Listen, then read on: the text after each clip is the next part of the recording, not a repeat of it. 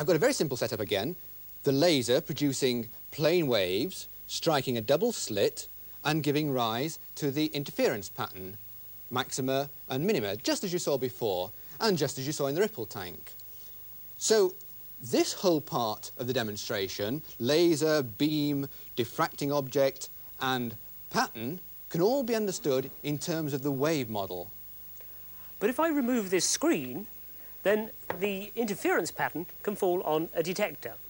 It's actually a photomultiplier, a glorified photocell, which works on the photoelectric effect. So it is relying on the particle model for its explanation. Now, the signal from the photomultiplier is fed by these cables to a pen recorder. And there's quite a large vertical displacement of the pen at the moment, but if I interrupt the light beam in front of the detector, it drops down. And you can see that, obviously, the pen is responding to the amount of light falling on the photocell. Now, what I'm going to do is to make the photocell traverse through the pattern and look at the output of the photomultiplier. Okay, I'll start at this fairly faint region of the pattern, and we'll see what happens. As we scan through, we get alternate regions of high and low signal. Bright gives large signal, bright, dark, bright, dark, bright, dark, bright, dark, and so on. We've plotted out a pattern here which looks very much like the pattern that we would predict from the wave model. But I said that this was a particle detector. So where does the particle model come in? Well, they come in when the photons are detected by the photosensitive surface. You see, each photon ejects an electron, and the electrons eventually find their way down to the end of the phototube, and they give rise to an electrical signal, which is what was being fed onto the chart recorder. The problem is that when you've got a really intense beam of light, in a second, say, you've got millions of photons arriving in that time interval. So you don't really stand much chance of detecting individual ones. All the chart recorder can do is average them out.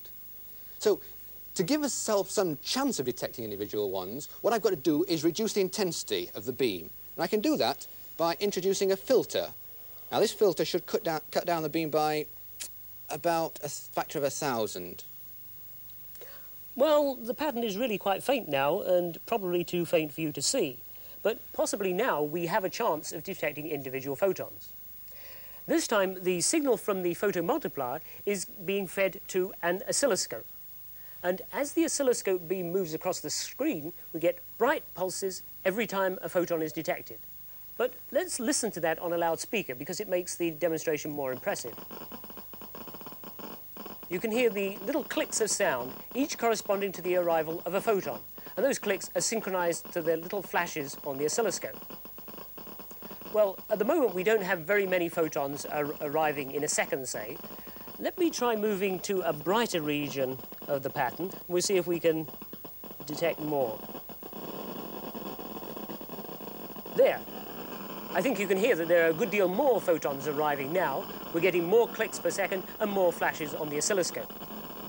But what will happen if I track the detector through the diffraction pattern? Dark again, only a few photons. Bright.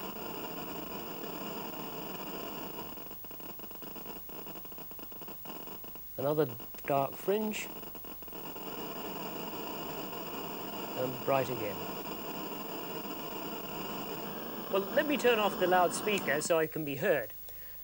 You can see that although we were detecting individual photons, as you could actually hear and see, we are tracing out a pattern of bright and dark fringes as predicted by the wave model.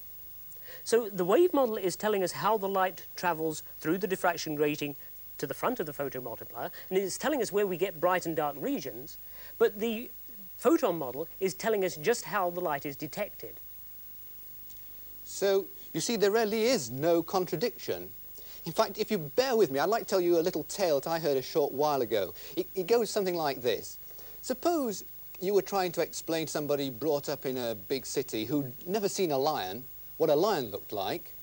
Well, you might say its fur's coloured like honey. Or you might say that it had a roar a bit like a motorbike. That doesn't mean that a lion is honey or a lion is a motorbike. It's just that sometimes it's most helpful to think in terms of the one analogy, sometimes in terms of the other analogy. Well, OK, it's a bit of a twee story, but I think you get the connection with light. You see, light is not particles, nor is light waves. It's just that the behaviour of light can sometimes best be modelled in terms of particles and sometimes in terms of waves. So we really get a deepest understanding of the behaviour of light if we can somehow use these two models to complement each other.